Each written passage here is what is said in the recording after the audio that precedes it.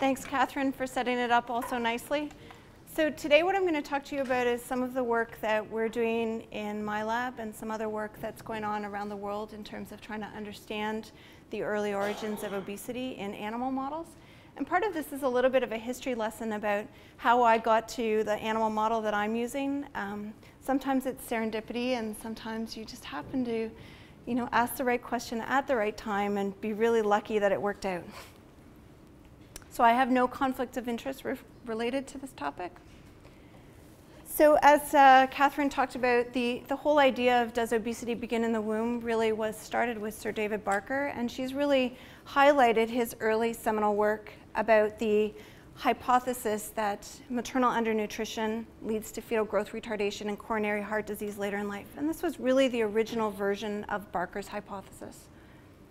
And again, the data that she showed showing that low birth weight was associated with an increased risk of cardiovascular disease. So now the Barker hypothesis is also frequently referred to interchangeably somewhat as the fetal origins of adult disease hypothesis, fetal programming hypothesis, developmental origins of health and disease hypothesis. But overall, all of these are trying to say that an adverse environment in fetal life and early childhood establishes an increased disease in later life. And that's really the key message about this whole hypothesis, is that early life events really can predict what happens to the health of the offspring later in life. So I was supposed to change this to actually causes of low birth weight in animal models. It is actually somewhat true in humans as well, but we'll talk about the animal models first. So when I first started my research lab some time ago, which I'm not going to tell you how long it is now, there were really three models of low birth weight in the animal models. So the first was prenatal glucocorticoid exposure. So animals were exposed to synthetic glucocorticoids, dexamethasone or betamethasone, during the last week of gestation. So in a rat, that's for the rat pregnancy is about 3 weeks. They were given glucocorticoids every day for 1 week. This was really to mimic both maternal stress and also the fact that women were being given multiple courses of antenatal corticosteroids for lung maturation when they were in threatened preterm labor. So the idea was that this can be either maternal stress or those women who had to have those multiple doses of corticosteroids, and the result was low birth weight. Another model was uteral placental insufficiency or hypoxia. So the model at the time when I started was a bilateral uterine ligation on the last 2 days of pregnancy. So both uterine arteries were tied off. So there was significant uterine hypoxia during those last 2 days of rapid fetal growth. And that by having no blood flow or reduced blood flow, you would have smaller pups at delivery. And finally, the third model that was in use at the time and still is used today because it's quite an elegant model for some outcomes, was a maternal undernutrition model. So that's where rat dams were given about 50% of their daily nutritional requirements during pregnancy, which resulted in small babies. So all of these caused intrauterine growth restriction. And generally, the outcomes in these animals that have been shown have been hypertension, type 2 diabetes in a rat, so really just glucose abnormalities or insulin resistance, and obesity. So this is really where I came into the field, where I first got my faculty appointment and my independent lab. And I was thinking about the animal models. I wanted to do something in this field. This would have been my training was in Dr. John Challis's lab, where I'd been exposed to the idea of fetal programming of adult disease. And so I was really trying to think about how I could take my training in fetal programming and my second postdoc in reproductive toxicology and really tie those together. So I started thinking about the models, and there were some concerns I had with all of these models in terms of clinical relevance. So first, with the prenatal glucocorticoid exposure, women who were given multiple courses of corticosteroids for lung maturation were not being given these drugs every day for a whole trimester of pregnancy. So while it's a great model for the animals, I just wasn't sure of the applicability for animal models and whether or not it was, or for humans, whether or not it was just too many doses for too long during the pregnancy. The uteral placental insufficiency model, the problem with that, in my opinion, was that in a lot of cases, hypoxia in a pregnancy establishes really early when the placenta develops, not late in pregnancy.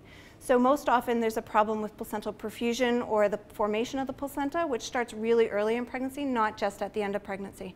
So the fetus has actually had a chance to adapt, and that the changes in the fetus may be different than when you give it that insult late in pregnancy. And finally, the maternal undernutrition model. While it's true that in a lot of parts of the world there is still maternal undernutrition, at the time most of my friends who were pregnant, none of them said that they had stopped eating and lost a lot of weight. In fact, the opposite was true. Most of them said that they were starving and always really wanted to eat.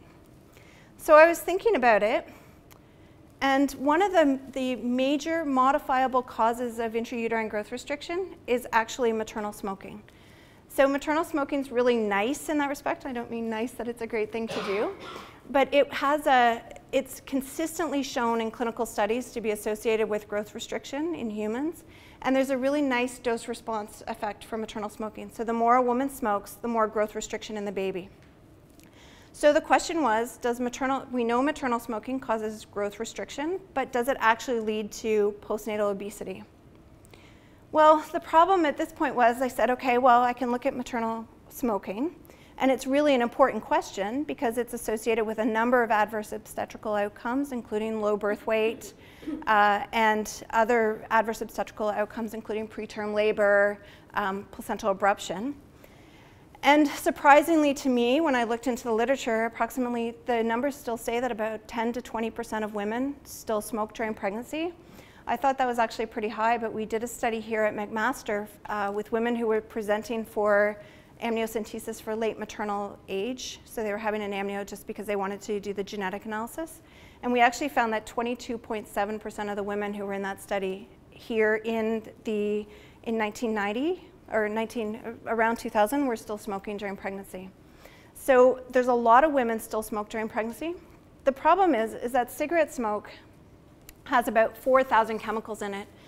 And so the question was, well, can we look at how whether or not the exposure to cigarette smoke causes growth restriction, which we knew, and is the final result obesity of the offspring? So I ran the idea past my postdoc supervisor, Dr. Chalice, and I said, what do you think about this? I've got this great idea for my first grant. And he's like, Alison, smoking's bad. Everyone knows it. No one will fund it. So that's like the worst experience as someone trying to set up your lab, and you have this great idea, and you get shot right down. So I kept looking and wondered about whether or not we could look at the idea of nicotine exposure and whether nicotine might be the component of cigarette smoke which would be causing growth restriction, and whether nicotine exposure itself might be sufficient to lead to postnatal obesity. So why did I think nicotine was important?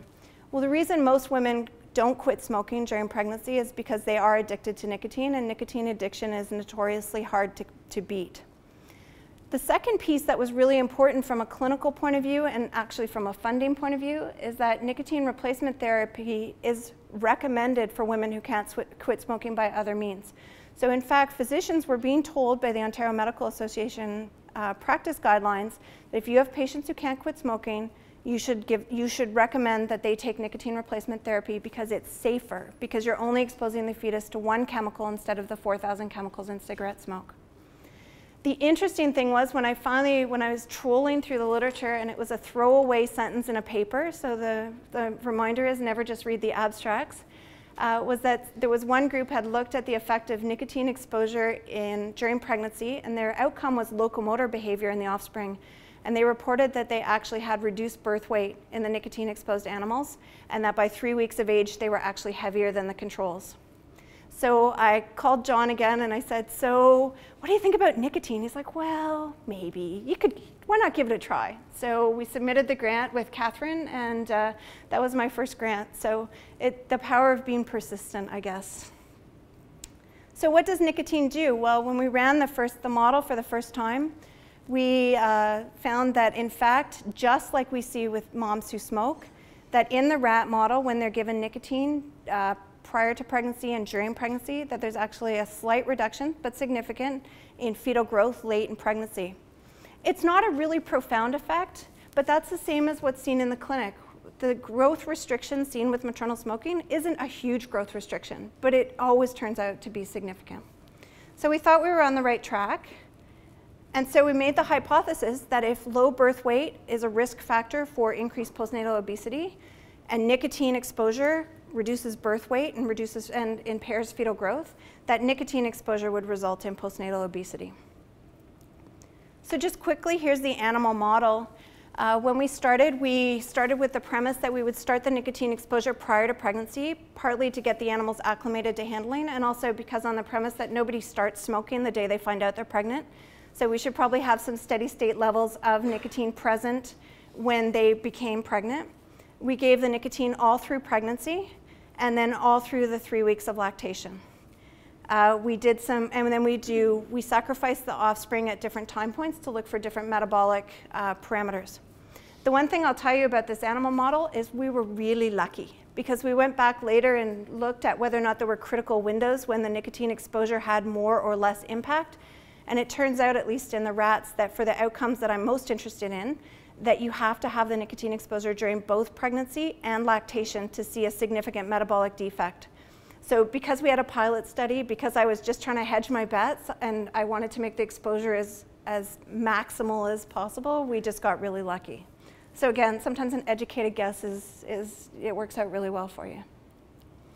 So what happened? This was my first ever graph from this pilot study, and you cannot imagine, for those of you in a basic science lab, the day those lines crossed, I was a happy woman.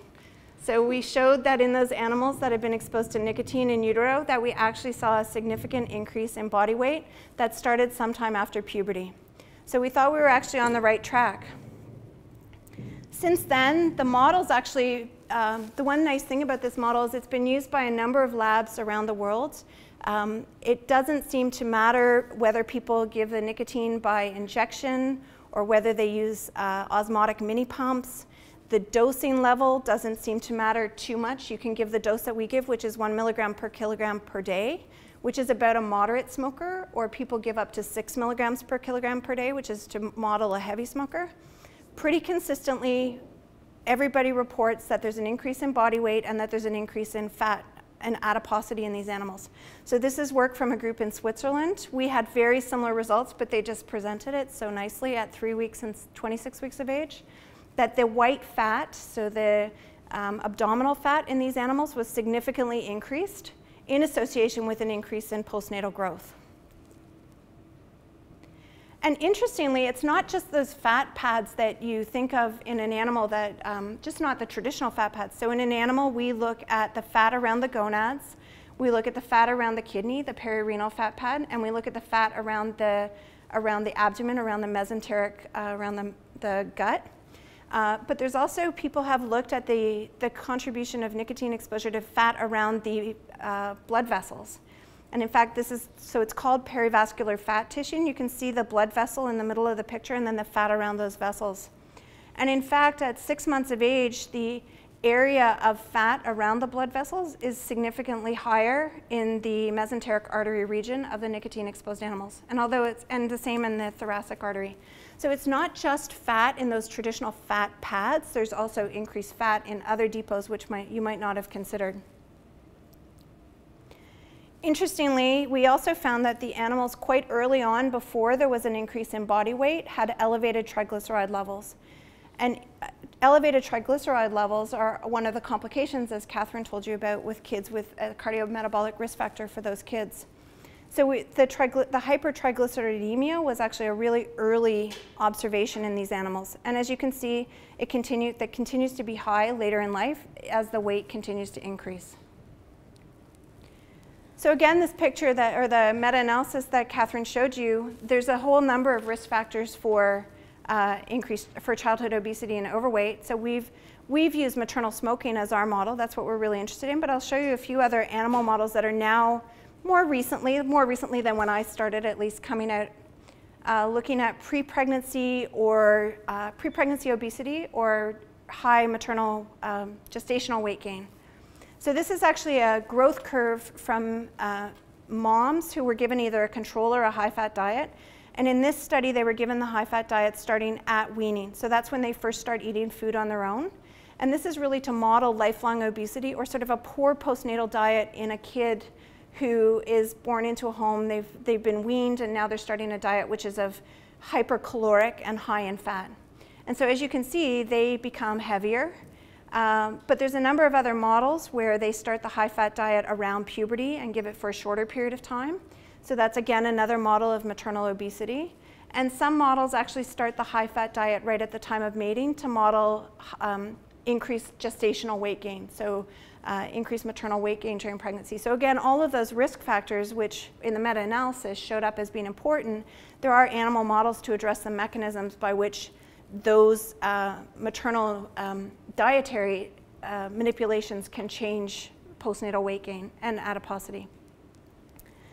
So in some of these models, the maternal obesity, so on the left is the maternal body weight, and on the right is the fetal weight. So we do see that you can have high birth weight babies or macrosomic babies. So there are models animal models where you can manipulate diet or intrauterine environment and get low birth weight babies and look at the mechanisms for postnatal growth. And you can also manipulate the environment and get high birth weight babies, and we can look at whether or not there's a lot of overlap between the molecular mechanisms or the underlying pathways by which those animals become obese or overweight. Interestingly, this study showed that maternal obesity leads to that early catch-up growth. So this was a study where the animals had been on the high-fat diet really early in life, so from weaning. So it's a lifelong obese mom, and then when she had her babies, they had that early catch-up growth. So the bar on the top is actually the weight of the babies born to the mom on the high-fat diet. And you can see that really accelerated growth out to 3 weeks of age. So that's when they're being fed by the mom. And so we can model that really rapid postnatal weight gain. And these same animals actually in that study, they become fatter, they have that accelerated weight gain, and that continues. They become much heavier as adults. So a lot of these models now, we have ways to look at all of this sort of the clinical presentation that Catherine was talking about. So you've got a low birth weight baby, we can model that. You have early catch-up, you have rapid postnatal growth, we can model that. And now we can really start to understand how you get this increased weight gain in these animals. And I'm going to talk really mostly about the nicotine ones because it's closer to my heart, and that's what we've mostly done the work on. But when I say these are the things that we've looked at with nicotine-exposed animals, a lot of people are looking at the same outcomes with other animal models of either overnutrition, undernutrition, or models that cause low birth weight and looking at sort of postnatal growth. So what are some of the mechanisms of this programming that we talk about? So where I say nicotine or other insults, so that could be maternal dietary manipulation. You can either get changes in the physiological system, so you can have altered organ function, you can have reorganization of the organ structure, so you have more or less fat cells as an example, or in the pancreas you get more or less insulin secreting cells. You can have changes in cell number or alterations in the intracellular organization of a tissue. But you can also have changes in the gene expression, so DNA changes or epigenetic changes. And so some of what I'm going to show you, some is sort of organ level, some is system level, and some is the molecular level. I'm not going to show you all the data we have in this model, just some sort of hints of things that we're pursuing as trying to understand how maternal smoking or nicotine as a surrogate for smoking can increase the risk of childhood obesity. So this study is the same group from Switzerland where they gave nicotine during pregnancy and lactation. And they're showing actually that the nicotine-exposed animals have bigger fat cells. So this is actually at 3 weeks of age. And they have, you can see from the picture quite clearly, nicotine's in the bottom panel. The fat cells are actually quite a bit bigger, and that's quantified in the middle graph. Not only do they have bigger fat cells, but they have increased expression of the pro-adipogenic transcription factors. So the factors which make these pre-adipocytes differentiate into full fat cells are actually increased in the nicotine-exposed animals. So the nicotine is actually favoring a pro-fat phenotype. And this happens really early on in the animals, and as you may recall, these animals aren't fat yet. So the increased body weight doesn't occur until quite a bit earlier, but they already have changes in their predisposition to accumulate fat and the number of fat cells that they have. Interestingly, it's not just organ structure. We've also, work from our group has shown that the nicotine-exposed animals actually have increased food consumption.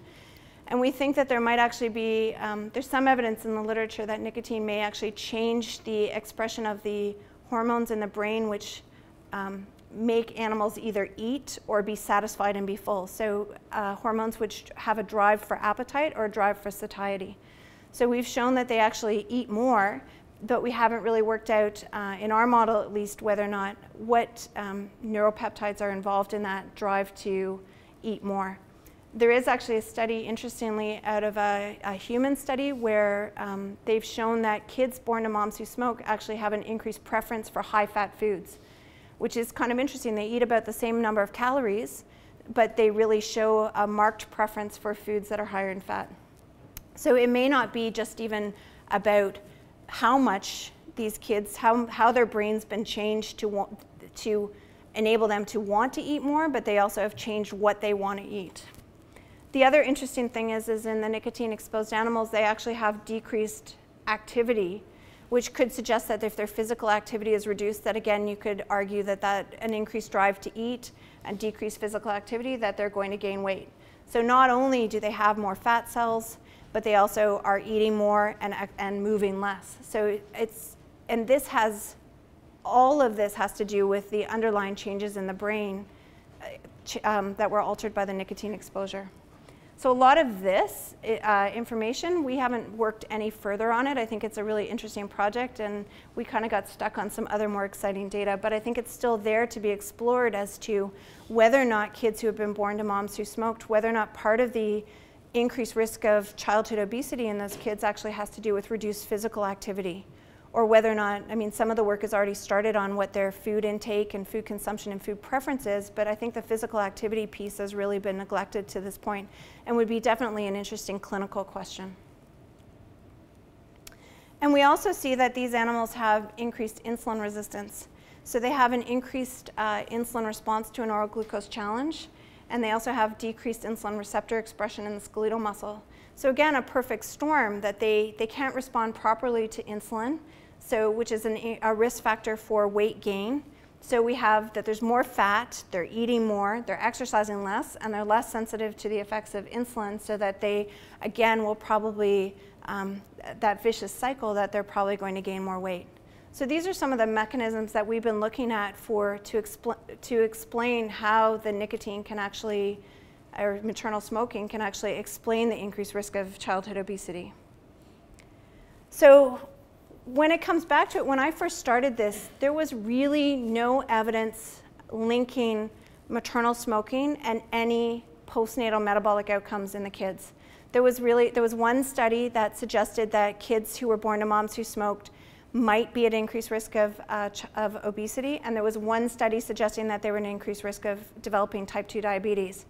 Since then, there's been a lot of studies, and again, the whole hypothesis, we postulated that if growth restriction was a risk factor for metabolic syndrome, that if nicotine caused growth restriction, we should see that same, and maternal cigarette smoking caused growth restriction, that we should see that same clustering of risk factors in those kids. And since I started the work with the nicotine model, there has been a lot more studies looking at the contribution of maternal smoking to postnatal metabolic outcomes. And it's been fairly satisfying. It's not work that I got to do myself, but it's been really nice to see that work come out and show that other people are thinking along those lines. And it's really provided a lot of impetus for us to continue with the animal models to try and understand how we can explain these clinical findings. So from our stuff, our work in our lab, we've identified that fetal and neonatal exposure to nicotine alone, so that's either as it's delivered as nicotine replacement therapy or nicotine in cigarette smoke, results in increased postnatal weight and adiposity, and that the metabolic phenotype in our model is actually consistent with what's seen in kids born to women who smoked. There was actually a recent National Toxicology Program workshop in the US where we were discussing what the evidence was for maternal smoking and obesity and diabetes in the kids. And the interesting thing that came out is there was a discussion that, you know, although there's another 3,999 chemicals in cigarette smoke that may have some contribution to these adverse metabolic outcomes, that nicotine itself is sufficient. It may not be everything to explain what happens in kids born to moms who smoke, but in the model it's sufficient to replicate the phenotype. And that's an important thing to understand, because we can use nicotine as a model of just nicotine replacement therapy, but also as a model for maternal cigarette smoking to understand why these kids are at an increased risk of obesity. So what are we doing next? So this is just the trailer of some of the interesting stuff. We know, and we've known for some time, that the nicotine-exposed animals have dyslipidemia, that they have elevated triglycerides.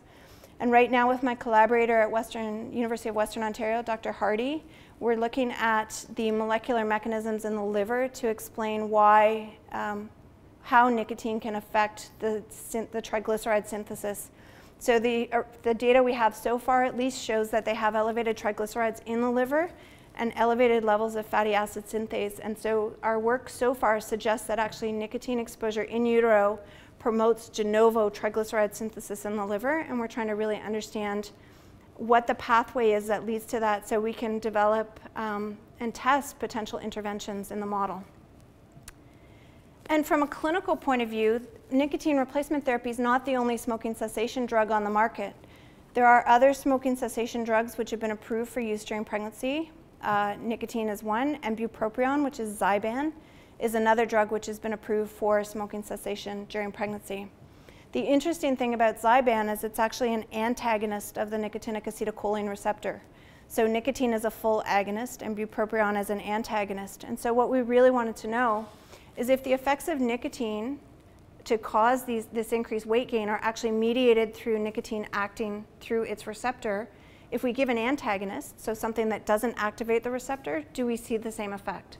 And so really, ultimately, this would be the first step of proof of principle that if the Zyban exposure during pregnancy has fewer metabolic consequences, then maybe Zyban is something that should be considered, or at least that people should look at the metabolic outcomes in those kids whose moms did use Zyban during pregnancy. The interesting thing about Zyban is it's not just for smoking cessation. There are women who take it as an antidepressant. It's also known as Wellbutrin. So there are moms who take the drug, and it'd be interesting to see whether or not there's an increased risk of obesity in those kids that were exposed to Zyban as opposed to smoking or nicotine as well. So those are really kind of the big picture next steps of what we're looking at in terms of what would have clinical relevance. And so I'm trying to convince Catherine, if she sees anybody whose moms took Zyban during pregnancy, to have a look at what their weight gain looks like when they're in her clinic. And as always with any basic science work, it wouldn't have got done without a whole bunch of people working in the lab. So I want to specifically thank Nicole DeLong, who's in the audience, who's done a lot of the work on the bupropion project, and all of my other collaborators who have spent a lot of time with the rats.